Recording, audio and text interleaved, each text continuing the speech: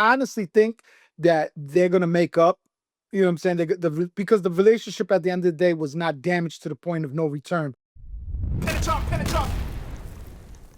All right, back in the house, my brother from another mother, one of my best guys I know, got the best dogs always on camera. Cano Almighty. What's going on, Panda? How we doing? It's good, man. How you doing? I'm chilling, chilling. Same old thing, you know. I see you got the gold on and everything. You making a lot of money out here now, huh? Man, this thing is older than you. You know, when you're an older guy, you save your jewelry, you don't sell it. Now that shit is worth like, who knows, 5 times, 7 times, 10 times what it was worth back in the days. So That's true. That's true. you got to put them out the stash, you know. Yeah, man. There's a lot going on. Let's get straight to it, man. Oh man, let's see how you get me in trouble this time. Boosie and Vlad. How do you feel about the situation?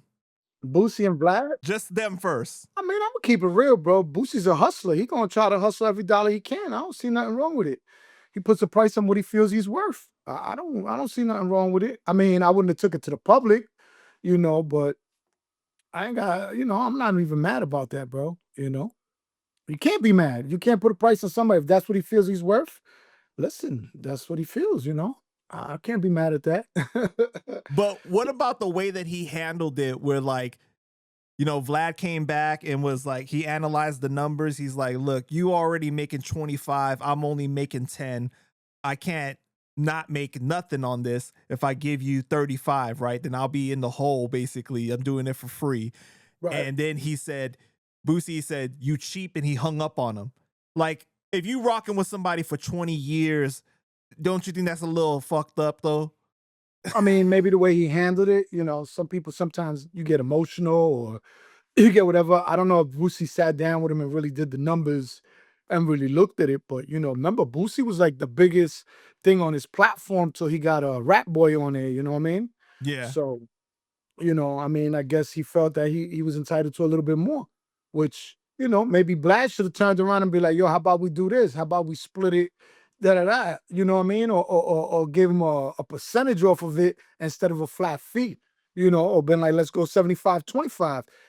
Boosie would have been getting way less than he was getting to begin with. You know what I mean? So I just think that, you know, some people don't take into account, you know, the business aspect of how people make money. You know what I mean? Everybody watches everybody else's pocket. But I mean, I'm not mad. I'm not mad that Boosie felt that way. I don't know if he's prepared to generate the same amount on his streams because not for nothing, Vlad's probably got the biggest platform in the podcast game. You know what I mean? So I don't know if Boosie takes into account too, or the money that goes into preparation, you know, studio edits.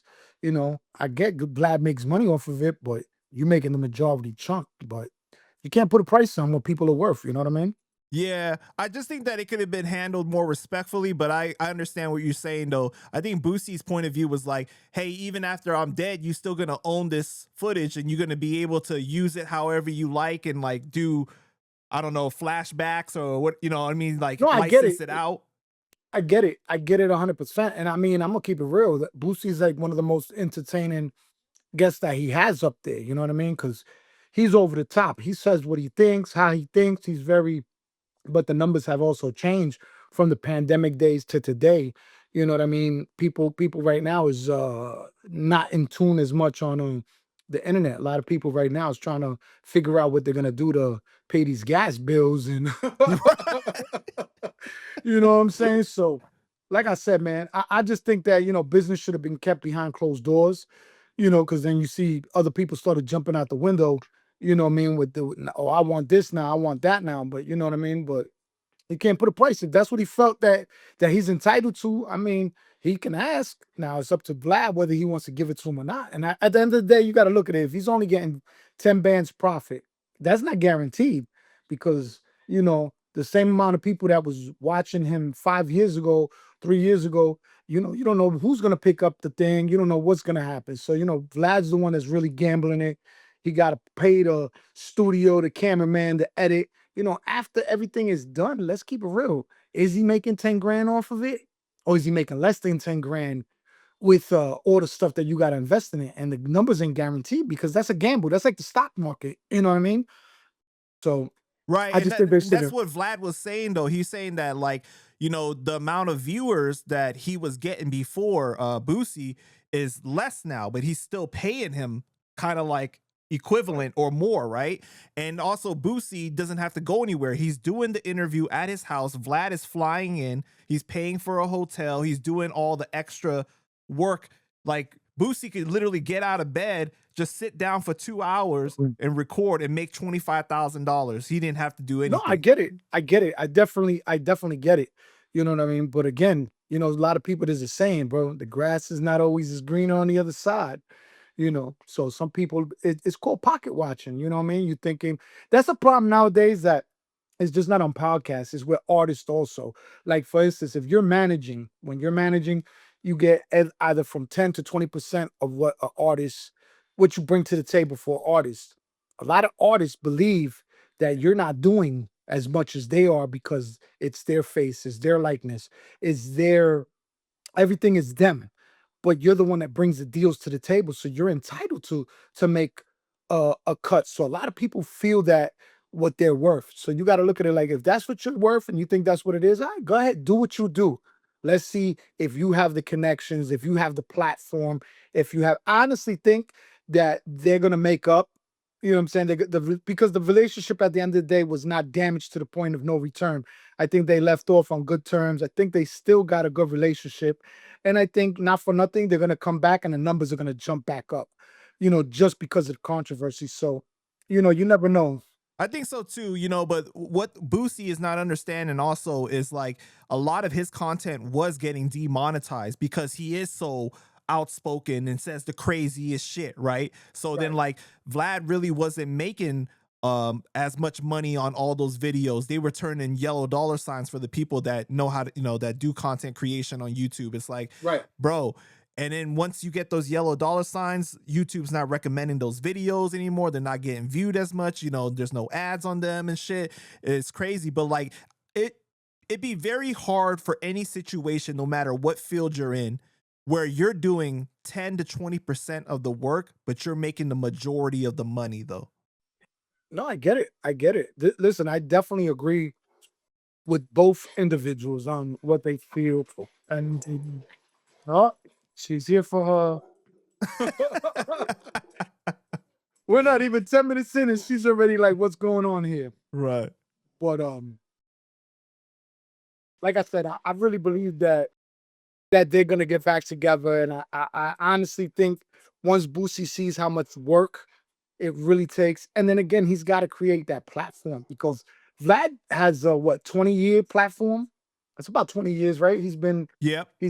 And not for nothing, he's the one that's kept Boosie kind of relevant. Let's be honest, because the viewers that are on Vlad, he's got like a diehard fan base that's been following him. You know what I mean? Because all the other websites that were around at that time have fizzled out. So Vlad's the only one that's been like consistent over the years. His platform is like, I think, is one of the biggest ones in the world. You know what I mean? You could So argue that at this point that Boosie is known more for his outlandish then takes. it's music. Exactly. You know what I'm saying? So Well, with the new generation, 100%. Because right. let's be honest with you, half the generation, our generation, we're talking about, when's the last time Boosie really put out a hit? 20 years ago, 15 years ago. Right.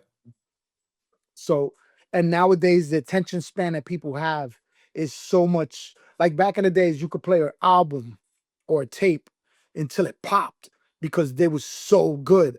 The attention that this new generation has, they hear one song, they hear two songs, they'll hear the album once, twice, maybe three times, and that's it. Their attention is on to the next one. So it's not the same as it once was. You know what I mean? So the business, like I said, I just feel like, the business should have been kept behind closed doors, but to each his own.